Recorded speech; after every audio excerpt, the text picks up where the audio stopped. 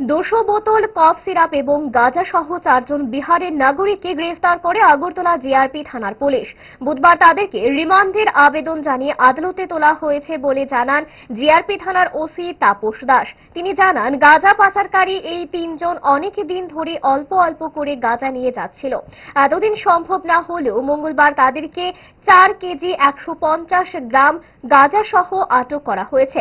এদের মধ্যে 2 জন মহিলা এবং 1 জন পুরুষ। অপরদিকে সানি কুমার নামে পাটনা থেকে আগত এক যুবককে তল্লাশি চালিয়ে তার ব্যাগ থেকে 200 বোতল অ্যাসকোফ উদ্ধার করা হয়।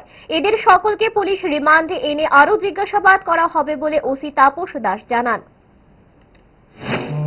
প্রথম তো হলো যে 3 জন বিহারি তাদের বাড়ি বিহারে, তাদেরকে অ্যারেস্ট করা হয়েছে আমাদের আগরতলা রেল স্টেশন থেকে, যেটা আমরা আগরতলা আরপিএফ এবং আগরতলা জিআরপিএস মিলে দুইটাই করেছি।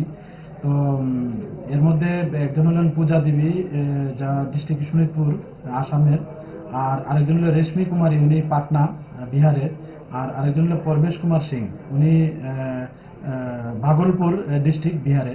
তো ওনাদের মানে তারা জয়েন্টলি আমাদের যে আগরতলা রেল স্টেশন আছে অল্প অল্প করে গাঁজা নিচ্ছে, যা আমাদের কাছে অনেকদিন ধরে খবর এবং আমরা অনেকদিন ধরে তাদেরকে ধরার চেষ্টা করছি। তো কালকে আমরা জয়েন্টলি আমরা এটা করতে পেরেছি এবং তাদের কাছ থেকে একটা লেডিস ব্যাগের মধ্যে 4 কেজি 150 গ্রাম গাঁজা পাওয়া যায় আর কি। তারা প্রত্যেক সময় এরকম অল্প অল্প করে নিয়ে যায়।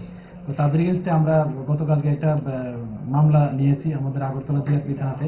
আজকে আমরা তাদের আগরতলা মহামান্য আদালতে প্রেরণ করছি।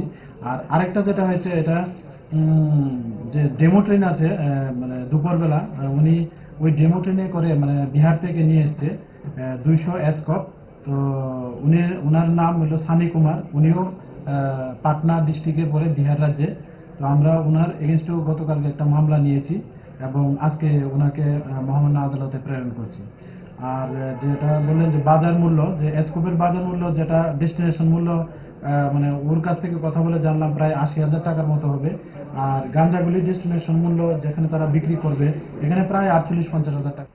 ভালোবাসা বদলায়নি আর বদলায়নি তারা। 5 দশক ধরে গ্যাস অম্বল ও পেটের সমস্যার একমাত্র সমাধান গ্যাস নল।